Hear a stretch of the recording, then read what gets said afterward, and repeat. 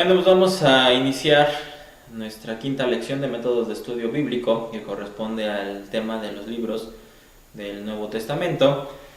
No vamos a analizar solamente algunos, no vamos a estar analizando todos, solamente que sirva como ejemplo. Y pues vamos a iniciar con los evangelios. Vamos a iniciar con Mateo. Sabemos que pues, son 4 los evangelios. Cada uno va a tener su carácter y cada uno va a tener su propósito distintivo. Los 4 pues, generalmente nos hablan sobre un solo Cristo, son 4 cuadros de un solo maestro, 4 retratos de un solo Señor. Y en cada evangelio hay que preguntarnos 2 cosas. Uno, ¿cuál es su propósito? Y cómo puedo hallar el plan o cuál es el plan que es llevado a cabo para este propósito. En caso de Mateo, vamos a preguntarnos cuál es el propósito. Su propósito es presentar a Jesús como el Mesías y el Salvador de los judíos. ¿En qué nos basamos? Si nos vamos en el versículo 1, tenemos 3 nombres íntimamente asociados, que es el nombre de Jesús, David y Abraham. La genealogía nos llega hasta Abraham, el inicio del pueblo de Israel. Entonces aquí nos damos cuenta de la clave, es un verbo relacionado con los judíos. Llegamos o leemos el versículo 22, viene la expresión para que se cumpliese. ¿Qué? Pues lo que nos venía diciendo el Antiguo Testamento, como en el 2.5 nos dice, como está escrito, que nos menciona repetidas veces en Mateo, y pues debemos de notarlo. Entonces el propósito del libro de Mateo pues es presentar el Evangelio a Jesús como el Mesías, el Salvador de los judíos y el cumplimiento del Antiguo Testamento. ¿Cómo se lleva a cabo este propósito? ¿Cuál es el plan que hay en el libro? Pues hay marcas que nos sugieren esta estructura y los encontramos en el capítulo 4, en el versículo 17, que nos viene la frase a partir de entonces, y otra de ellas es en el 16:21 que dice desde entonces, que es la misma frase en griego de alguna manera, y estas 2 expresiones van a dividir el Evangelio en sus partes. ¿Cómo lo vamos a dividir entonces? Una introducción casi al ministerio de Jesús, que va del 1 al 4, un principio del ministerio que va del capítulo 4 al capítulo 16, la última fase del ministerio que va del capítulo 16 al capítulo 26 y la muerte y resurrección que va del capítulo 26 al capítulo 28. Este es el plan general. Vamos a encontrar algunos datos generales acerca del libro. Como qué datos generales encontramos en este libro. En número 1, que la mayoría de los milagros se encuentran agrupados en el capítulo 8.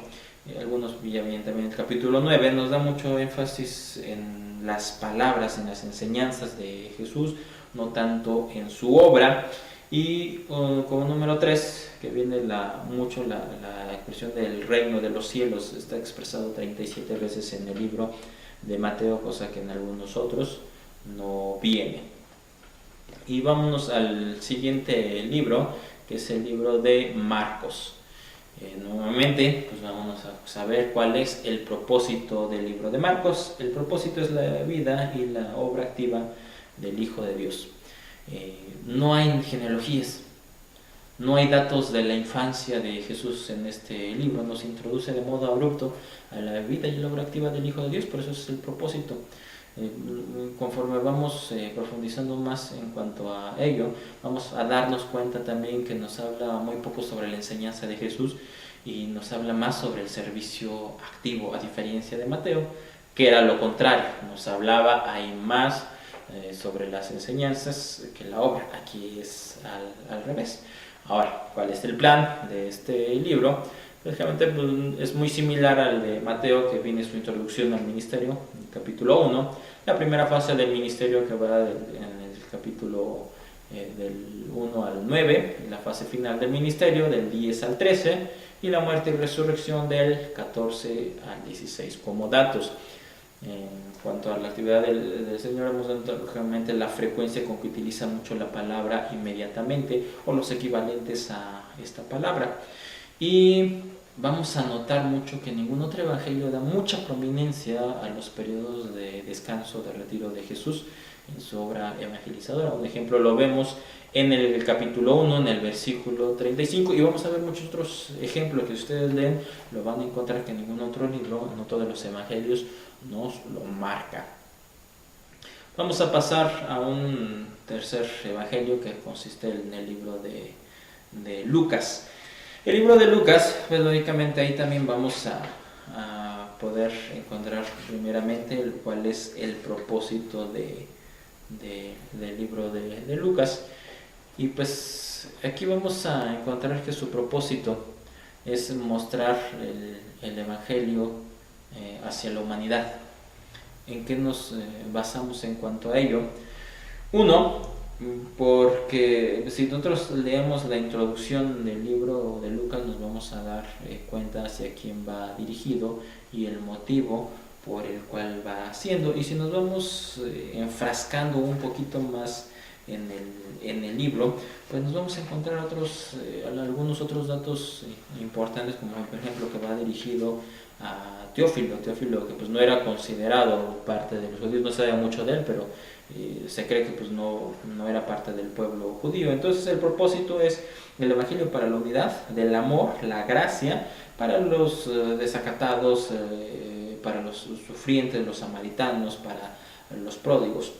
Y si analizamos la genealogía que viene en el libro de Lucas, que viene en el capítulo 3, vamos a ver que a diferencia de Mateo, aquí la genealogía no solamente nos va a llegar hasta Abraham, sino se va a extender la genealogía a Adán. Por eso, el motivo por el cual les decimos cuál es el propósito, que es el evangelio para la humanidad. Y pues, nos presenta como a Jesús y el Hijo de Dios para el hombre. ¿Cómo se lleva a cabo este plan? Pues lo mismo, es ordenado con el mismo modo de los evangelios anteriores, que es la introducción al ministerio, que va del capítulo 1 al 3, la primera fase del ministerio, el capítulo 4 al 9, la fase final del ministerio, del 9 al 19, y la muerte y resurrección de Jesús, del 20 al 24. Estos tres evangelios son llamados los evangelios sinópticos. ¿Por qué se denominan de esta manera? Porque dan la redundancia, sinopsis o un bosquejo muy idéntico al ministerio del Señor. Y ya lo vimos en cuanto a la estructura que mencionamos a cada libro. Están estructurados bajo el mismo plan general, que independientemente de sus características peculiares que tenga cada uno de ellos. Aquí entonces pues si estamos interesados en dominar cada evangelio por separado, hay que estudiarlo, ver sus relaciones y sus diferencias que tienen cada uno de ellos, y vamos a encontrar esto que les acabo de mencionar. Por eso son llamados los evangelios sinópticos: Mateo, Marcos y Lucas. Y Juan nos da una estructura un poquito diferente. Es el cuarto evangelio, y el propósito de este evangelio se afirma de modo muy claro en el 20:31 de Juan. Deberíamos de estudiarlo muy cuidadosamente, se los encargo que lo puedan estudiar, y que nos dice que el evangelio tiene un propósito. ¿Se ha escrito para qué? Y este propósito precisamente es doble: llevar a la creencia en el Jesús como Mesías, el Hijo de Dios, y dos, conducir por medio de esta creencia a la posesión de la vida, considerando estas 7 palabras usadas en el versículo, que es creer, Jesucristo, Hijo de Dios, tener vida en su nombre. Sobre ellas se va a edificar todo el evangelio de Juan. Ellos prácticamente forman todas esas 7 palabras, toda la sustancia de lo que es el libro de Juan. Ahora, ¿cuál es el plan? Tiene un plan el libro de Juan, independientemente que no entre dentro de los sinópticos. Por supuesto que tiene un plan. Es la presentación de Cristo en aquellos aspectos que nos van a estimular generalmente la fe. Y esto van a ser revelados, y vamos aquí a manejar tres palabras importantes que nos los manejan. Uno, que es la revelación, la recepción y el rechazo. Estas 3 palabras, estos 3 aspectos los vamos a ver inmiscuidos en todo el libro de Juan, independientemente de la división que vamos a mencionar a continuación. Van muy de la mano. ¿Cómo dividimos, cómo estructuramos el libro de Juan? Un prólogo, que va en el capítulo 1, una revelación del Mesías, que va del 1 al 6, el conflicto y desarrollo de la incredulidad en una hospitalidad activa, junto al aumento de la fe, que va del 7 al 12, el desarrollo de la fe del 13 al 17, la culminación de la incredulidad, que va del 18 al 19, victoria de la fe, que está en el 20, y el epílogo, que va en el 21. En el primer punto, que es el prólogo, en este primer punto nos dan esos tres aspectos que habíamos mencionado: revelación, recepción y rechazo. Y estas tres palabras se van desarrollando en todo el libro, de principio a fin. De modo pues que en el fundamento de las manifestaciones se presentan dos factores morales muy decisivos en este libro, que es la fe y la incredulidad. Es por ello pues que encontramos precisamente en el prólogo la revelación, el rechazo y la recepción. Bueno, ese libro de Juan es muy distinto a los otros evangelios, por eso pues tiene una estructura que contrasta con los demás, pero bueno, al final de cuentas va hacia la misma presentación del Mesías. Y entramos con otro libro, que es el libro de los Hechos. Este libro pues es un eslabón, es un libro muy importante porque es un eslabón y enlace entre los evangelios y las epístolas. Nos hace la explicación de los evangelios y nos traza las bases para entender las epístolas, para el desarrollo de las epístolas. ¿Cuál es el propósito del libro de los Hechos? Son tres los propósitos que encontramos aquí. Uno de ellos es los hechos de Jesús ascendido, del Señor ascendido, que Él es el verdadero obrero. Ejemplo de ello lo vemos en el capítulo 1:24, en el 2:33, 3:16 y en el 4:10, y que el Espíritu Santo es el poder real a través del cual se lleva a cabo esto, que viene en el 1:2. Segundo propósito, que es un libro de hechos, de palabras y de instrucciones, o sea, de haciendo y enseñando. Y número 3, historias de comienzos. Vemos ahí el comienzo de la iglesia, el comienzo de la obra del Espíritu Santo con esta nueva actividad que nos menciona aquí, el comienzo de los mártires. Entonces es un libro de comienzos. Para los obreros cristianos, realmente los que servimos, es de máximo valor. Deberíamos de estudiarlo cuidadosamente y a conciencia. Este libro es una conexión muy íntima con los evangelios, sobre todo con el evangelio de Lucas, porque pues, de alguna manera se puede ver en los dos relatos de los 40 días de Lucas 24 y Hechos 1, que es prácticamente la continuación de cada uno de ellos. En Lucas pues, vemos cuál está escrito desde el punto de vista en el término de la vida terrenal, y en Hechos pues ya vemos el comienzo de la vida celestial de Jesús. Bueno, ahora, ¿cuál va a ser el plan? ¿Cómo va a estar distribuido este libro? Aquí tenemos que tener en cuenta que tenemos un versículo clave que es en el 1:8, y aquí nos mencionan tres grandes hechos. El propósito que va a ser realizado es mediante cierta clase de personas, ¿sí? ¿Quién? Que me seréis testigos. Y por medio de un progreso que lleva cierto orden, que nos los menciona ahí en el 1:8, porque empieza así: me seréis testigos. O sea, está utilizando cierta clase de personas, o sea, los que van a ser testigos, los mártires. ¿En dónde? En Jerusalén, en Judea, Samaria, hasta lo último de la tierra. Entonces nos da como segundo punto aquí un medio de progreso en cierto orden, que es precisamente lo que nos menciona. No solamente en sentido geográfico, se ha considerado aquí que también es espiritual. Jerusalén significa aquellas personas que tienen una religión verdadera, a lo mejor en forma falsa o imperfecta. Samaria representa una mezcla de lo verdadero y lo falso. Lo último de la tierra indica las religiones falsas, ausencia de religión.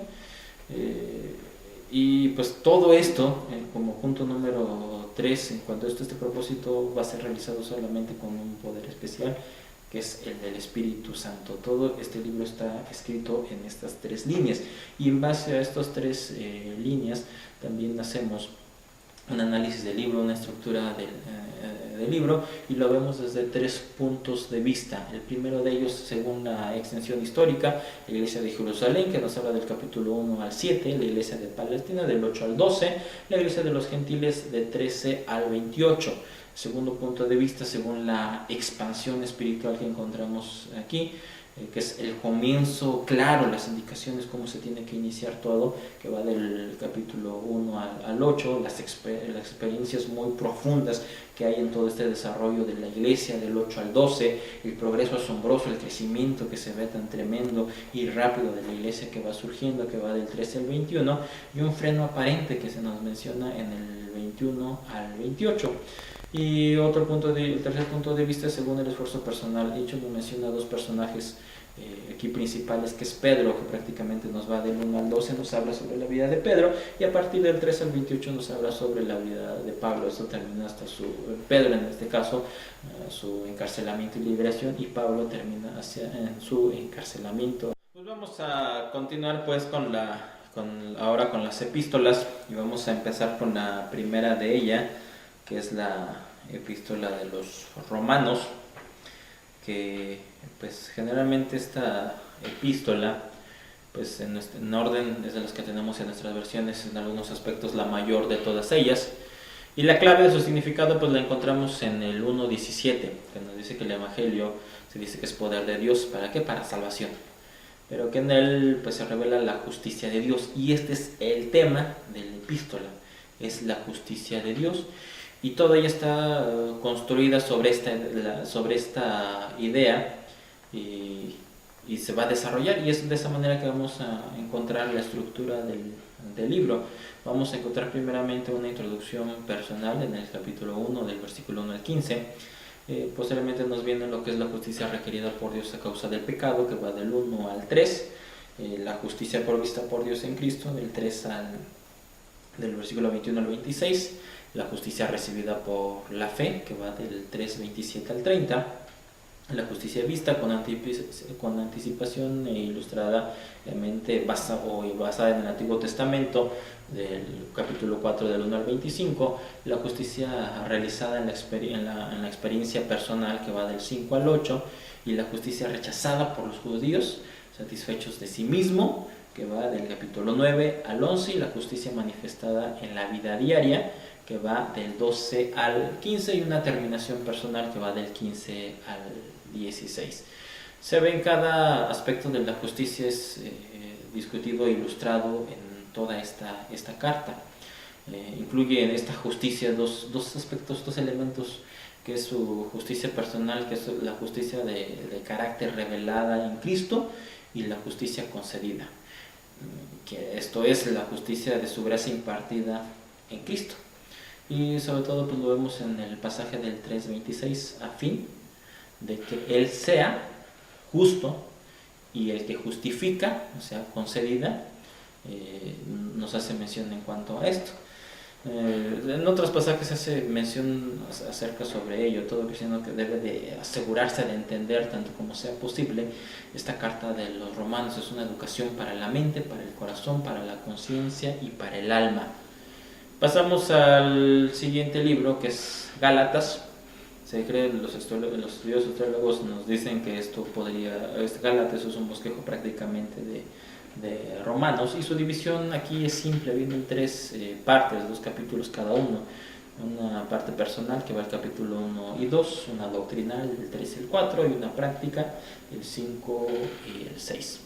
Hay pocas cartas tan intensas de sentimientos y expresión como esta, como Gálatas. ¿Por qué? Porque nos viene en resumen este libro del mismo corazón de un pastor fiel que teme la pérdida de su rebaño, ese rebaño querido por él. ¿Por qué? Porque fue recogido durante su primer viaje misionero. Esto lo vemos en Hechos 13:14. Siguiente libro al que vamos es el libro de Efesios. Es una cumbre de la revelación, revela los propósitos últimos y sublimes de Dios en Cristo y en la iglesia. Y como es común de Pablo, la división es doctrina, va del 1 al 3, y la práctica del 4 al 6. Van estas de la mano. La doctrina más alta en el motivo del poder para el deber más humilde, la humildad, clave importante. La clave se halla en el 1.3 de Efesios, en este versículo, y todo se desarrolla en base a esto, es el versículo clave. Primera de Tesalonicenses, tenemos una de las epístolas más simples y probablemente una de las primeras epístolas entre los escritos de Pablo, y consiste en dos partes, una personal que termina con una oración que va del 1 al 3 y una parte práctica que termina también con una oración que va del 4 al 5. Otra carta más que encontramos es los Hebreos, otra de las grandes epístolas, una carta, un tratado. Su tema, la revelación completa y final de Dios en la persona divina y la obra sacerdotal de su Hijo. Lo dividimos en esto, ese es el tema principal. La división va referente a este tema en la gloria de la persona, que va del 1.4 al 4.13, la gloria del sacerdocio, que va del 4.14 al 10.18, y la apropiación personal y la aplicación práctica, que va del 10 al 12. Cada una de estas secciones está dividida y subdividida en varias. Bueno, esta es la estructura principal. La epístola trata generalmente está tratada a la luz del Antiguo Testamento y muestra realmente pues la superioridad de Jesús con respecto a los hombres y el ritual del Antiguo Pacto. Aquí encontramos una palabra de uso muy común en este libro que utiliza, que es mejor, es la nota clave, y se halla aproximadamente unas 11 veces en Hebreos. Nos denota pues la superioridad que se le da en este caso a Jesús. Primera de Pedro. Aquí, en vez de un análisis, creo que todo lo reduciríamos con una palabra clave que se lee en esta carta, que es sufrir. La epístola está escrita para animar a los cristianos que realmente están en sufrimiento y que se les anima a resistir por medio de la idea de que los sufrimientos de Cristo, y sobre todo lo que nos espera, la gloria venidera. Esta palabra clave en este libro, sufrir.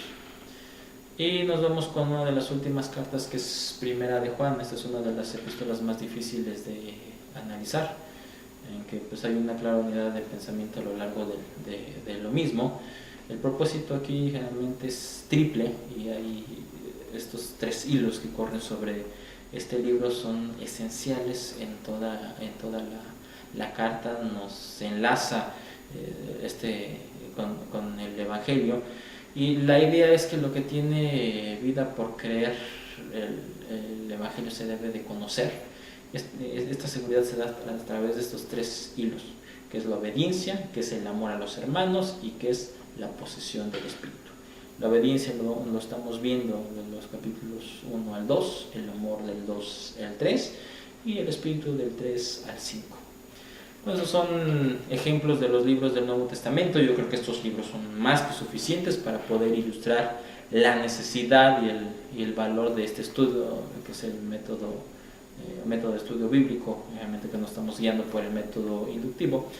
Hemos tratado de evitar dar muchos detalles de los libros porque hay inmensidad de información sobre cada libro. Esta es prácticamente una vista panorámica, pero ¿por qué lo hemos evitado? Porque nos anularía nuestro objetivo, que es estimularles a un estudio de primera mano, a todas las ayudas de literatura que podamos nosotros utilizar, pero sobre todo pues la lectura personal que tengamos que hacer, y nos podamos dar cuenta más o menos cómo va la estructura y cómo entender mejor cada libro. Para terminar, pues la actividad que nos corresponde para esta lección, pues lo que me van a realizar es que me van a seleccionar algunos de los libros del Nuevo Testamento que no están incluidos en esta lección. Entonces, en una hoja me ponen qué libro están eligiendo. Número 2, me ponen cuál es el tema principal del libro, tema o temas o propósito, como ustedes lo encuentren y lo consideren. Y número 3, me van a sacar lo que ustedes piensan. Les sugiero que no se me apoyen de otros libros, de otros autores. Traten de hacerlo ustedes mismos, lean y sacan eso. En número 3 me saquen su estructura o la división o el plan del libro, cómo ustedes lo estructurarían, cómo ustedes dividirían el libro. ¿Con qué finalidad? Con que ustedes vayan ya aprendiendo a hacer el análisis de los libros. Entonces esta sería su actividad. En una hoja me ponen el nombre del libro que eligieron, su tema principal o su propósito, cuál es su división o cómo se lleva a cabo ese plan, así como les dimos el ejemplo de estos libros. Pues sería todo por esta lección, nos estaremos viendo en la siguiente.